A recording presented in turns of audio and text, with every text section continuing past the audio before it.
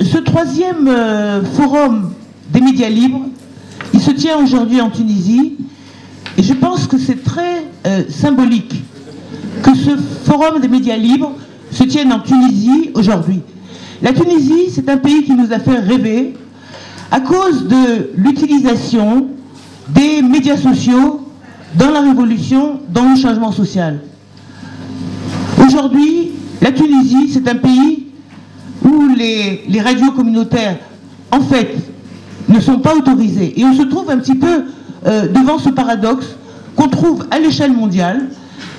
D'un côté, certains médias jouissent d'une certaine liberté et continuent de pouvoir agir de manière citoyenne, et en même temps avec des contraintes énormes qui empêchent des médias peut-être plus populaires encore de pouvoir travailler. Ce forum, il s'organise autour du droit à la communication. Le droit à la communication, c'est le droit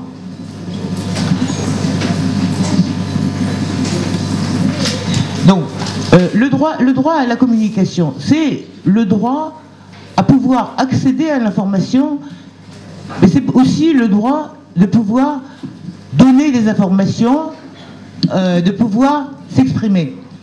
Et je crois que si on regarde le droit à l'information, il y a trois enjeux à l'heure actuelle. Trois grands enjeux qui sont, d'une part, celui de la liberté d'expression. Donc la liberté d'expression, elle est reconnue dans la plupart des constitutions. C'est un droit qui est quasiment acquis, mais c'est un droit qui n'est pas pratiqué. Plusieurs dizaines de journalistes en Amérique latine ont été assassinés. Plus près de nous, dans cette région dominée par la religion musulmane, ceux qui sont les cibles des violations de la liberté d'expression, ce sont de plus en plus moins des journalistes que des blogueurs. Il y a deux personnes qui sont très symboliques de ça en ce moment. C'est cette jeune pakistanaise, Malala Yousafzai, et puis un journaliste qui est un journaliste du Bahreïn, et les deux sont menacés dans leur vie. Un deuxième enjeu, c'est celui de la reconnaissance des tiers secteurs de l'information, avec toutes les questions de régulation. Est-ce que les organes de régulation sont libres?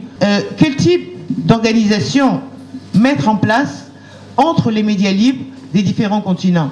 Et je crois que le contexte, il est peut-être favorable à ça, pour une coopération citoyenne en matière d'information. Un des enjeux de la liberté d'information, c'est l'accès à l'information. La coopération entre les pays du Nord et les pays du Sud pour l'accès à l'information, elle est décisive. Quand on a des contrats miniers, comme dans beaucoup de nos pays, pour lesquels on ne peut pas savoir le contenu des accords entre le gouvernement et les compagnies minières, dans certains cas, des organisations du Nord ont accès à certaines de ces informations. La coopération entre des organisations du Nord et des organisations du Sud pour accéder à cette information, elle est capitale.